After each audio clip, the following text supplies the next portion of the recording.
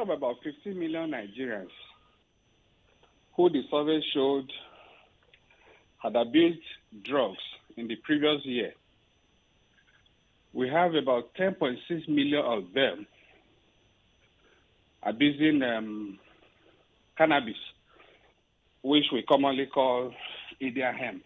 Igbo? Yeah, Igbo. Now, that gives us, going by our own population, Okay. that gives us, that tells us that 1 out of 7 Nigerians abuse drugs. And of this figure of those that abuse drugs, 1 in every 4 is a woman. Now, if you put the population of those abusing cannabis alone, that figure alone is more than the population of 1, 2, 3 African countries put together. So that paints a very grim picture of the situation we have in our hands. And again, over time, we've been able to establish that there is a strong nexus between the rate, that's between drug abuse problem and the level of insecurity we have in the country at the moment. Because when our security forces clear camps occupied by bandits, terrorists, kidnappers, in their camps you have remnants of drugs. And even of recent, you've seen quite a number of kidnappers asking for drugs as ransom. As ransom? That is, you give them drugs for ransom.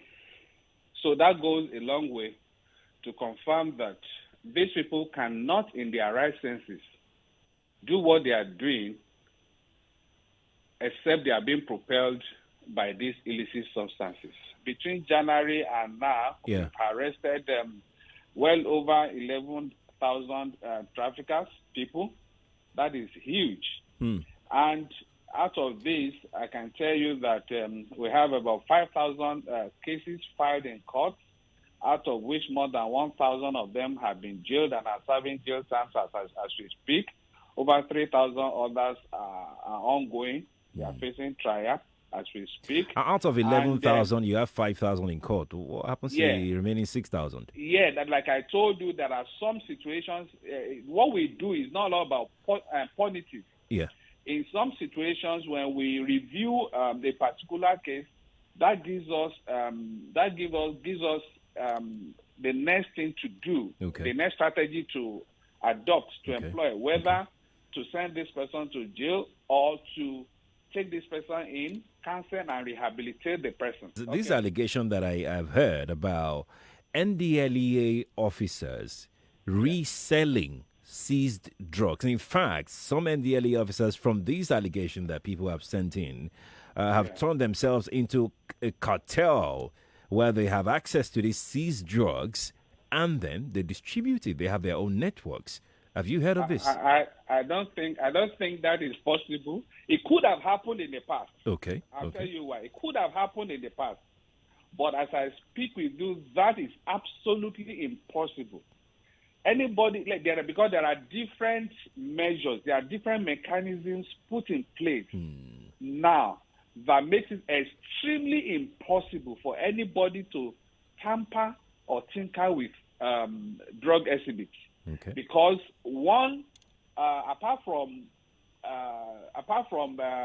the periodic or the regular audit of these drug exhibits across all the commands, there is also we also have in place a task force directly responsible to the chairmanship executive of the agency that moves around uninvited. Can just come. They are in different commands as we speak. They move around across the country to take inventory of drug exhibits. Take that with the reports we had, compare that with the reports we had actually received at the headquarters. Yeah. You know, they have their own information, and don't also forget we have different technological means to monitor officers at the moment, to monitor exhibits and what is going on in the different commands. Like I told you, this makes that kind of a possibility extremely difficult for anybody to want to do. And if you do that, it's the most grievous of all offenses in the NDLEA today. You tamper with drug exhibits.